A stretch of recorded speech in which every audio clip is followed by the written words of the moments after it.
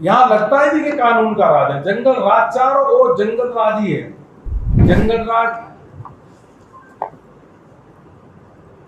तभी होता है जो सरकार का कानून की राज स्थापित करने में कोई उसका इंटरेस्ट नहीं है। मैया समान योजना में जो जो कमिटमेंट किया था, उस कमिटमेंट को भी पूरा नहीं कर रहे। 4 महीने 5 महीने 6 महीने बाद लोगों को पैसा दे रहे हैं। जनता ने आपको लूटने को, डकैती करने के लिए कोई अधिकार नहीं दिया है। आपको अगर चुनाव में जिताया है तो इसलिए जिताया कि आप गरीबों की मदद करिए और कानून व्यवस्था को ठीक से लागू करिए और जो वादा किया उसको निभाओ। जब प्रदेश सरकार तुष्टीकरण के मार्ग पे चलती है, अपीजमेंट के मार्ग पे चलती है, तो आईएसआई का नेटवर्क बढ़ता है। नहीं तो दानिश अजहर जैसे लोग यहाँ राजधानी में, रांची में क्यों रहते हैं?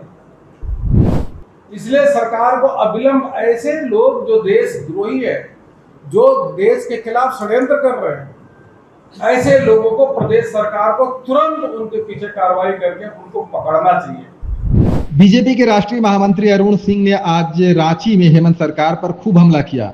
कहा कि एक तरफ केंद्र की मोदी सरकार लोगों को अपनी योजनाओं से राहत दे रही है, वहीं झारखंड में हेमंत सरकार ने विकास रोक रखा है। इस सरकार के राज में चारों तरफ अवैध खनन हो रहा है, शराब घोटाला और भ्रष्टाचार हो रहा है। राज्य की जनता रो रही है, अफरा तफरी का माहौल है। जल जीवन मिशन में केंद्र से पैसा आया लेकिन उसका काम नहीं हुआ। देश भर में सबसे फिसड्डी झारखंड रहा। लगता ही नहीं कि यहाँ कानून का राज है, चारों तरफ जंगल राज दिखता है। जंगल राज तभी होता है जब सरकार का कानून का राज स्थापित करने का इंटरेस्ट नहीं होता। अरुण सिंह ने कहा कि इस सरकार में झारखंड से आतंकवादियों का कनेक्शन बढ़ रहा है। ऐसा तभी होता है जब प्रदेश की सरकार तुष्टीकरण के मार्ग पर चलती है तो आईएसआई का नेटवर्क बढ़ता है। भारतीय जनता पार्टी समाज के साथ मिलकर के बहुत बड़े व्यापक स्तर पे 25 सितंबर पंडित दीनदयाल जी की जयंती से 25 दिसंबर अटल जी के जयंती तक स्वदेशी अपनाओ, आत्मनिर्भर भारत बनाओ, इस अभियान को लेकर के चलने वाली है। ऐसी वस्तुएं जिसमें भारत के लोगों का पसीना, जिसमें भारत की मिट्टी का सुगंध आता हो, जो वस्तुएं भारत में निर्मित हो, उन वस्तुओं को अभियान के माध्यम से लेकर के चलना, जन जागरण करना, एक मजबूत आत्मनिर्भर भारत की परिकल्पना को साकार करना, यह हम सब करने वाले हैं। विश्व के सर्वाधिक लोकप्रिय नेता आदरणीय प्रधानमंत्री नरेंद्र मोदी जी ने देशवासियों से आह्वान किया कि गो वोकल फॉर लोकल और स्वदेशी ही वस्तुओं को अपनाएं। स्वदेशी की वस्तुओं को अपनाने से जहां एक और लोगों को रोजगार मिलेगा, अनेकों स्वरोजगार के अवसर उपलब्ध होंगे, वहीं भारत और मजबूती से आर्थिक दृष्टि के साथ हम सबके सामने दिखेगा। मित्रों, जहां एक और प्रधानमंत्री नरेंद्र मोदी जी ने जीएसटी के दरों में भारी कटौती करके झारखंड ही नहीं बल्कि देश के सभी लोगों को उपहार देने का काम किया है, जो 22 तारीख से लागू हो जाएगा। इसी महीने के 22 तारीख से जब शैम्पू है, साबुन है, टूथपेस्ट है, इस पे 18% की जगह 5%, बच्चों को जो दूध की बोतल होती है 12% की जगह 5% जीएसटी लगेगा, जूता चप्पल पर भी 18% से 5% का जीएसटी लगेगा। किसानों को जो उपकरण, कृषि उपकरण जो खरीदेंगे उस पे 5% जीएसटी लगेगा। वहीं छोटे बच्चे जो है या विद्यार्थी जो है वह जो कलम खरीदेंगे, इरेजर खरीदेंगे, कॉपी खरीदेंगे, उस पे जीएसटी बिल्कुल शून्य होगा। जहां एक तरफ प्रधानमंत्री नरेंद्र मोदी जी और उनकी सरकार लोगों को बहुत बड़ी राहत और तोहफा दे रही है, वही दूसरी ओर अगर हम देखें तो झारखंड में हेमंत जी के नेतृत्व में जो सरकार चल रही है उसमें चारों ओर अवैध खनन, शराब घोटाला, बिजली में लगातार कटौती, सड़क में गड्ढे हैं कि गड्ढे में सड़क है पता नहीं चलता। पूरे झारखंड में विकास का काम रुक गया है। झारखंड की जनता रो रही है, अफरा तफरी का माहौल है। जल जीवन मिशन में जो पैसा आया उसका काम ही पूरा नहीं हुआ। पूरे देश भर में सबसे फिसड्डी, सबसे निचले स्तर पर अगर काम को कंप्लीट करना जल जीवन मिशन में किसी का नाम आता है तो झारखंड में यहाँ की सरकार हेमंत सरकार की। मित्रों, यहां लगता है कि कानून का राज है, जंगल राज, चारों ओर जंगल राज ही है। और हमने देखा कि जंगल राज तभी होता है जो सरकार का कानून की राज स्थापित करने में कोई उसका इंटरेस्ट नहीं है। हम तो आनंद से रहेंगे लेकिन कानून व्यवस्था को ठीक नहीं करेंगे। अब युवाओं को बोला था कि रोजगार देंगे, 5 लाख रोजगार होंगे। आज भी युवा ढूंढ रहे हैं कि रोजगार के पत्र कब हमको मिलेंगे। केंद्र सरकार ने यूरिया दिया लेकिन यूरिया की ब्लैक बाजारी, मैया समान योजना में जो कमिटमेंट किया था उस कमिटमेंट को भी पूरा नहीं कर रहे। 4 महीने, 5 महीने, 6 महीने बाद लोगों को पैसा दे रहे हैं। वो अभी 50 लाख के जगह 30 लाख उनकी संख्या कर दी गई। बहुत स्थिति खराब है। जैसा मैंने कहा कि एक और प्रधानमंत्री नरेंद्र मोदी जी किसानों की, गरीबों की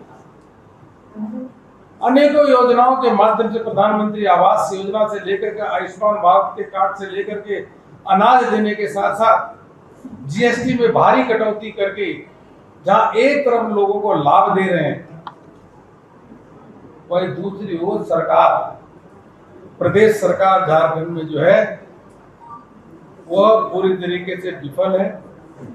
मैं कहना चाहूंगा कि अभी भी सरकार जाग जाए। ठीक है, आप चुनाव जीते हैं अलग बात है, लेकिन चुनाव जीतना लूट और खसोट का कोई अधिकार नहीं होता। जनता ने आपको लूटने को, डकैती करने के लिए कोई अधिकार नहीं दिया है। आपको अगर चुनाव में जिताया है तो इसलिए जिताया कि आप गरीबों की मदद करिए और कानून व्यवस्था को ठीक से लागू करिए और जो वादा किया उसको निभाओ। किस प्रकार से आईएसआई के कनेक्शन यहां बढ़ रहे हैं। अब यह कनेक्शन तभी बढ़ता है जब हमने पहले देखा था, एक बार कर्नाटक में कांग्रेस की सरकार थी, राजस्थान में गहलोत की सरकार थी। जब प्रदेश सरकार तुष्टीकरण के मार्ग पे चलती है, अपीजमेंट के मार्ग पे चलती है, तो आईएसआई का नेटवर्क बढ़ता है। नहीं तो दानिश अजहर जैसे लोग यहां राजधानी में, रांची में क्यों रहते हैं। इसलिए सरकार को अविलंब ऐसे लोग जो देशद्रोही है, जो देश के खिलाफ षड्यंत्र कर रहे हैं, ऐसे लोगों को प्रदेश सरकार को तुरंत उनके पीछे कार्रवाई करके उनको पकड़ना चाहिए। केंद्र सरकार का इंतजार नहीं करें। जब हमारी सरकार थी तो यहाँ से लगभग समाप्त हो गया था नक्सल की समस्याएं। अब धीरे धीरे यहाँ पे बढ़ना शुरू हो गई। और तो कानून व्यवस्था की स्थिति है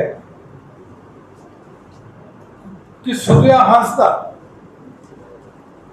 जो पत्थर माफियाओं के खिलाफ आवाज उठाते हैं, जो भ्रष्टाचार के खिलाफ आवाज उठाते हैं, ऐसे सामाजिक कार्यकर्ता की हत्या कर दी जाती है।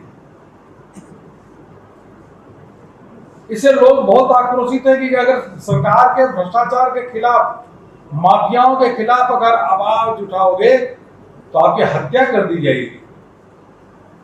इसकी हम कठोर निंदा करते हैं और भारतीय जनता पार्टी के कार्यकर्ता भी इस पे पूरी तरीके से इस मुद्दे को आगे लेकर के चल रहे हैं। और सरकार को चैन की नींद नहीं सोने देंगे। माइनिंग धस जाती है, उसके अंदर जो गरीब मजदूर है वो दब जाते हैं। आवास बनाने में कितनी दिक्कत आ रही है, लोगों को बालू मिल नहीं रहा है और सैंड माफिया अपने आप पूरी तरीके से झारखंड सरकार के संरक्षण में करोड़ों रुपए कमा रहे हैं। यह स्थितियां हैं। शराब घोटाला की तो स्थिति है। मुझको नहीं लगता कि देश में ऐसा कोई राज्य होगा जहां ट्रक में भर के फाइलें आती हो, फाइल ही गायब हो जाती है और तो डाटा सेंटर में आग लग जाती है। इस प्रकार की हेमंत सरकार यहाँ पे चल रही है। देखिए, राहुल गांधी जी का इतने में कहूंगा उनका दिमाग थोड़ा गड़बड़ा गया है। राहुल गांधी जी अपरिपक्व है, वो खुद में कंफ्यूज है और राहुल गांधी जी बेताज बादशाह अपने आप को समझते हैं। उनको कोई समझाने वाला नहीं है कि राहुल गांधी जी, आप लगातार कई वर्षों से संवैधानिक संस्थाओं पे प्रहार कर रहे हो। देश में सबसे अधिक झूठ बोलने वाले कोई व्यक्ति है तो राहुल गांधी जी, और उसके बाद लगातार जनता उनको अस्वीकार करती है, कांग्रेस पार्टी को हराती है। उसके बाद भी राहुल गांधी जी को समझ में नहीं आता कांग्रेस अभी धरातल पे है और आने वाले समय में जमीन पे पड़ी हुई कांग्रेस है। आने वाले समय में कांग्रेस बिल्कुल पाताल में चली जाएगी राहुल गांधी जी के नेतृत्व में, और 25-30 साल तक कांग्रेस कहीं दिखने वाली नहीं है। इस प्रकार से राहुल गांधी जी काम कर रहे हैं।